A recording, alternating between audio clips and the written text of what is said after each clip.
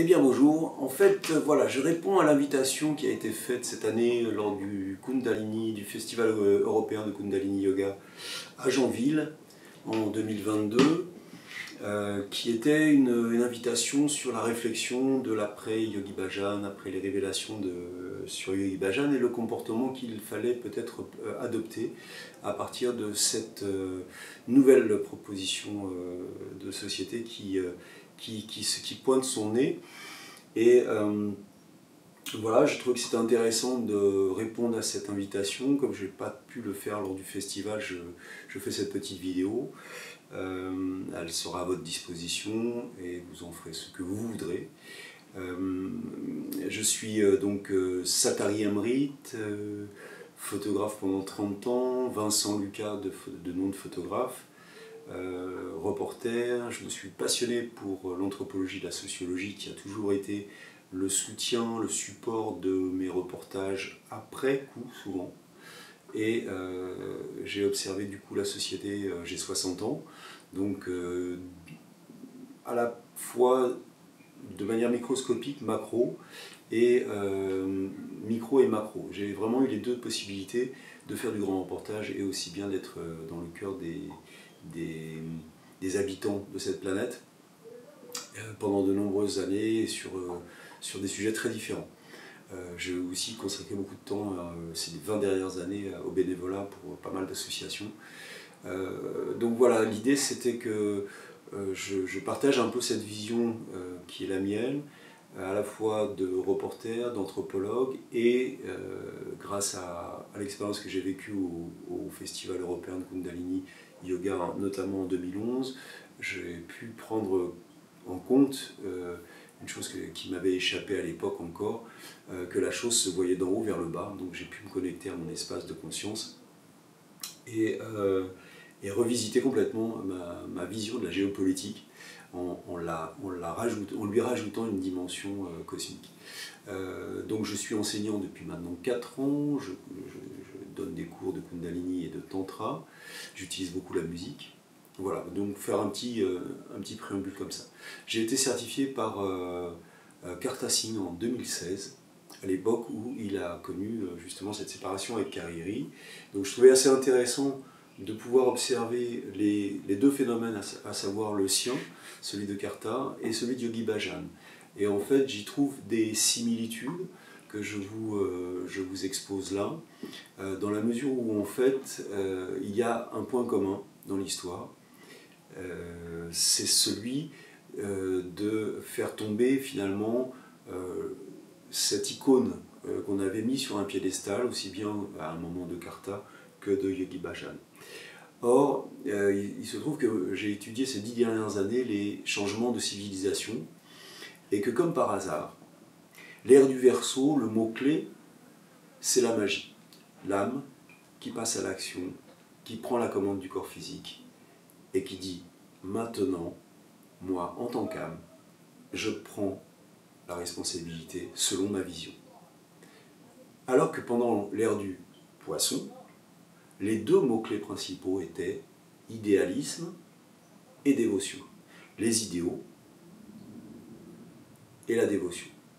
Donc, la question de Yogi Bhajan, on peut la rapprocher de ce mot important qu'on appelle dévotion.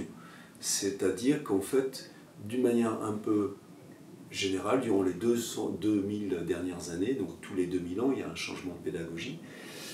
C'est la constellation dans laquelle on se trouve maintenant en tant que système solaire qui nous propose ce changement de pédagogie. Donc l'ancien système étant relié à ces deux mots-clés, idéalisme, dévotion, appliqués au mental concret ces 200 dernières années. Le fondu enchaîné se faisant sur 100 ans, on est en train d'accoucher, donc on est en fait en gestation de la future humanité, donc on est à 7 mois en gros, et en 2050, on aura accouché la nouvelle humanité Verseau, selon la nouvelle pédagogie qui est la magie.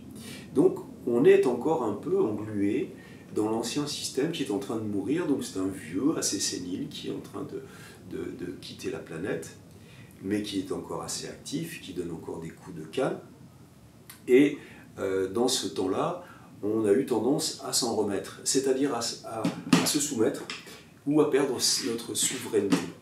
Or là, ce qui nous est proposé, c'est de reprendre notre souveraineté.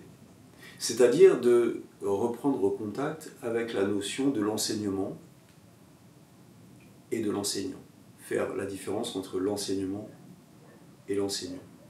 L'enseignement, il est disponible de plusieurs humanités. Il a parcouru les chines de nos humanités. Et certains de nos enseignants ont pu canaliser, faire descendre l'information d'un enseignement qui est là, disponible toujours. C'est là que c'est très important. Ça serait complètement reprendre, ce serait perdre énormément de temps que, comme on dit, de jeter le bébé avec l'eau du bain. Le bébé, c'est l'enseignement. L'eau du bain, c'est l'enseignant. L'enseignant qui baigne, c'est l'eau qui parcourt, c'est le courant. Voilà. Et le courant, il continue à circuler. Yogi Bhajan est mort en 2004. Ses enseignements ont été merveilleux pour son époque. Ce sont des outils fantastiques qui étaient nécessaires à la transmutation du passage de l'ère du poisson à l'ère du Verseau. Il fallait donc bien, effectivement, faire une mise à jour très sérieuse entre l'ère d'avant et l'ère d'après. Et la proposition était pertinente et l'est toujours. Les outils sont justes, sont bons, à mon sens, et nécessaires. Et en particulier les outils du White Tantra, du Tantra blanc. Ils sont d'autant plus pertinents qu'ils s'adressent en particulier à l'ancienne génération qui, elle, était plus engluée dans l'ère du poisson et qui avait besoin de faire un reset. Donc, dans l'un, nous avons downloadé de nombreuses informations grâce à ce tantra, parce que la puissance du tantra nous a obligés à vivre un crash et à regarder les boîtes noires. Et c'est pour ça que c'est important pour moi de faire cette vidéo et de signaler à quel point nous avons besoin de cette technologie, parce que cette technologie n'appartient pas à Yogi Bhajan. Cette technologie, on la retrouve à Jakarta, on la retrouve dans plein d'endroits de la planète, chez les soufis notamment. Gurdjieff en parlait déjà dans les années 20.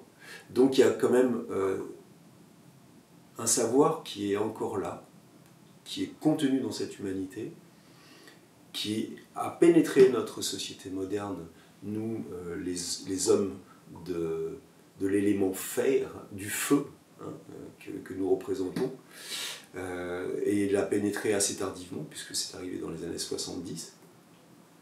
Mais ces outils, en fait, ils se perpétuent de génération en génération.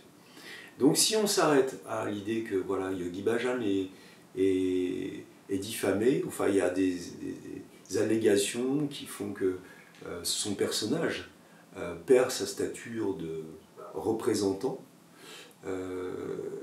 du coup on est en train de faire tomber les statuts qui ont été établis par nous. Mais c'est le moment de prendre notre souveraineté et de rentrer dans cette notion de créativité. Nous sommes donc appelés aujourd'hui à faire vivre notre magie, à faire descendre cette magie qui est la nôtre, faire magicienne, et de l'activer pour la rendre utile au bien commun. Et cette magie, et ces outils dont nous avons été les récipiendaires par Yogi Bhajan, mais pas seulement, puisqu'en fait il y a quand même depuis 20 ans de nombreux créatifs qui continuent le chemin et qui continuent d'inventer selon leurs inspirations, et c'est très bien à mon sens, parce que c'est vivant. Eh bien, c'est là qu'on est appelé en fait à construire, à continuer de manière très organique et de manière subtile, à permettre à ces outils de se diffuser dans la société pour que cette société, cet enfant qui est en gestation dans le ventre de la mère Terre et qui va accoucher en 2050, il ait tous les outils nécessaires.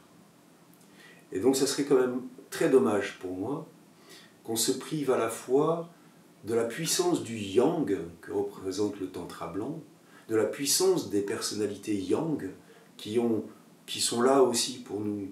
Moi j'étais très yin de personnalité. J'ai eu besoin du yang pour me sortir de cette gangue de yin. Et il y a des personnes qui sont très yang et qui ont besoin du yin pour continuer leur chemin. Il faut les deux polarités. On ne peut pas se permettre, à mon avis, de dire, bon, bah maintenant, voilà, on émascule le côté yang parce que bah, voilà, Yogi Bhajan a fait ci, et on retire du Kundalini, en fait, la version puissante, sous prétexte qu'il y a eu, défaillance quelque part, et puis on empêche finalement ceux qui, comme moi, ont eu besoin du yang pour sortir de leur gang, pour sortir de leur carcan, de leur carapace, pour faire sauter les barrières, pour libérer les espaces afin que la lumière puisse nous traverser.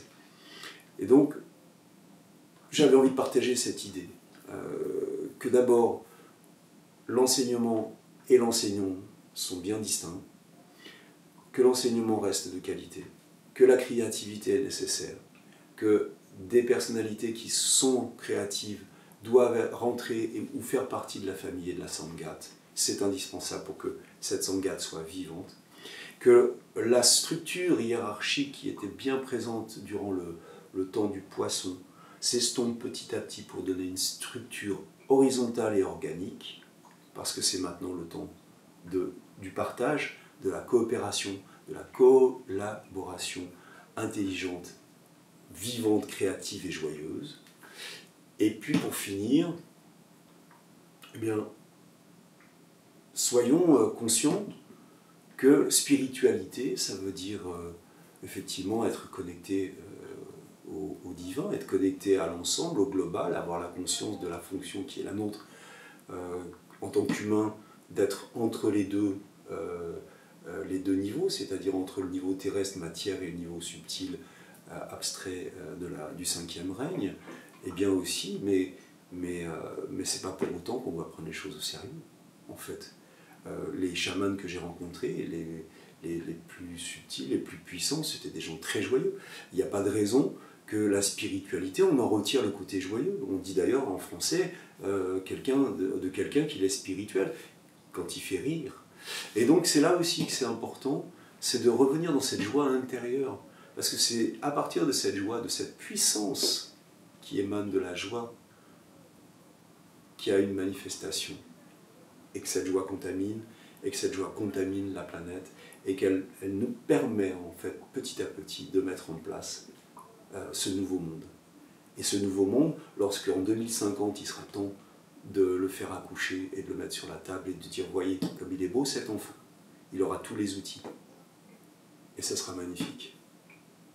Voilà, je voulais partager ça, je vous invite à faire des échanges autour de ces questions-là. Si vous voulez même rajouter de l'information, n'hésitez pas à me solliciter davantage. Voilà, que ce soit une discussion ouverte. Satnam.